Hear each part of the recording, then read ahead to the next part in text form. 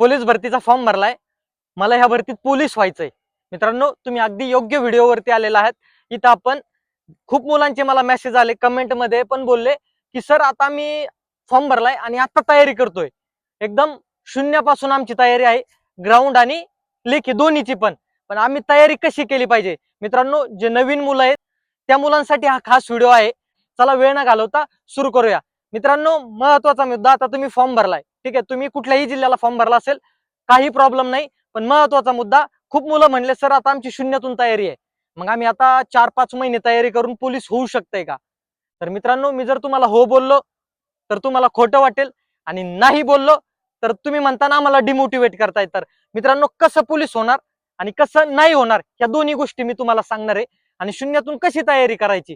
जे जुने असतील ते मुलं पण व्हिडिओ पाहू शकतात, बट त्यांना वाटत असेल आमची तयारी ओके, त्यांनी नाही पाहिला, स्किप केला तरी काही प्रॉब्लेम नाही। पण जे नवीन मुलं आहेत, ज्यांना वाटते मला या भरतीत भरती झालंच पाहिजे, व्हिडिओ मोठा होऊ शकतो पण शेवटपर्यंत नक्की पहा। 100% तुम्हाला इथे प्रॉपर मार्गदर्शन भेटणार आहे, जे स्वतः केलंय तेच सांगणार आहे, फेकाफेकी नाही, जे आहे रिअल।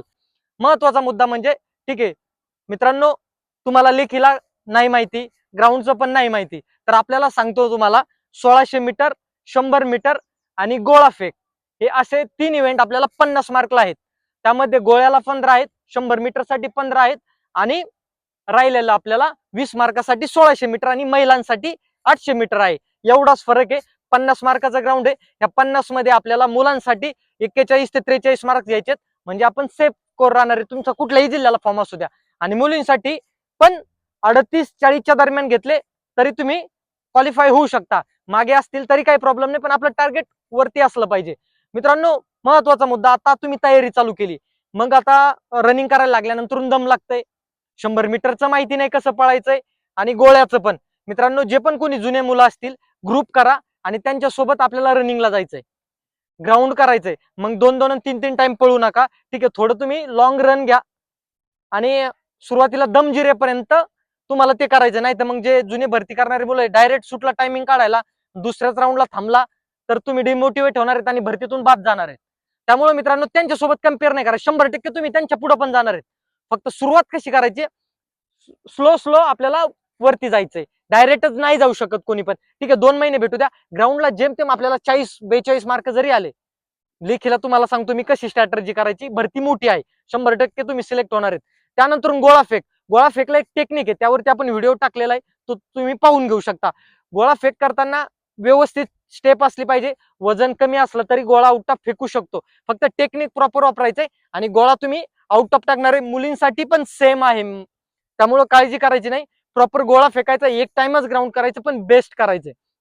आणि त्यानंतर 100 मीटर, 100 मीटरचं पण मित्रांनो तुम्हाला रेग्युलर पळायचंय, ठीक आहे, आठवड्यातून तुम्ही एक दिवस खाडा करू शकता, बट रेग्युलर तुम्हाला पळायचंय। आणि असं तुम्हाला हे 20 ते 30 दिवस करायचंय, नंतरून तुम्ही टायमिंग काढा, डायरेक्ट आता टायमिंग काढू नका।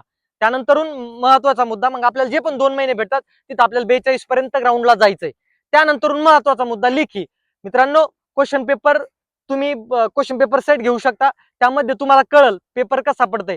आणि जर जमलं एखादी फास्ट ट्रॅक बॅच असेल, गणित, बुद्धिमत्ता आणि मराठी, आपल्याकडे टाइम कमी आहे, फास्ट ट्रॅक वाली जर एखादी बॅच असेल तर ती तुम्ही परचेस करू शकता, ती घेऊ शकता। तुम्ही कुठल्याही सरची घ्या, असं नाही की मी म्हणणार याचीच घ्या त्याचीच घ्या, तुम्हाला ज्या सरांचं समजेल, जे तुमच्या इकडे फेमस असतील त्यांची तुम्ही घेऊ शकता, तुमच्या मित्रांना त्यांना विचारून कुठली बेस्ट आहे ती तुम्ही एक बॅच घ्या।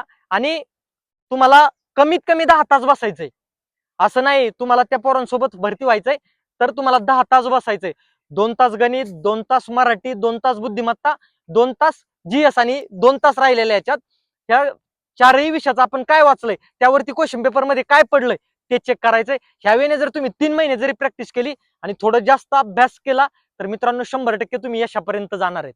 असं कुठलंच नाही की तुम्ही होणार नाही, आणि जर ह्या गोष्टी केल्या नाहीत तर नाही होणार, हे तुम्हाला सांगतोय। आता तुम्हाला मला वाटतं स्पष्टीकरण भेटलं असेल, तुम्ही होऊ शकता किंवा नाही होऊ शकत। आणि रेग्युलर क्वेश्चन पेपर लगेच सोडायला घेऊ नका तुम्ही, फक्त तुम्हाला टॅली करायचंय, आपण जे वाचलंय त्यावरती जर क्वेश्चन पडलाय तर ते आपल्याला समजलं पाहिजे, आणि आपण जे वाचतोय ते परीक्षेला पडतंय का, आणि जे परीक्षेला पडतंय ते आपण वाचतोय का, एवढाच करायचंय मित्रांनो, बाकी काही नाही। आणि सविस्तर अभ्यास कसा करायचा त्याच्या व्हिडिओची मी डिस्क्रिप्शन मध्ये लिंक देतो, ती तुम्ही पाहून घ्या तो व्हिडिओ। फक्त हा व्हिडिओ तुम्हाला मोटिवेट प्लस दिशा दाखवण्यासाठीचा व्हिडिओ होता, व्हिडिओ कसा वाटला कमेंट मध्ये नक्की सांगा. जर व्हिडिओ आवडला असेल तर व्हिडिओला लाईक करायला विसरू नका आणि चॅनलवर जर नवीन असाल तर चॅनलला सबस्क्राईब करा आणि मित्रांना पण शेअर करा. चला तर थांबूयात. जय हिंद, जय महाराष्ट्र.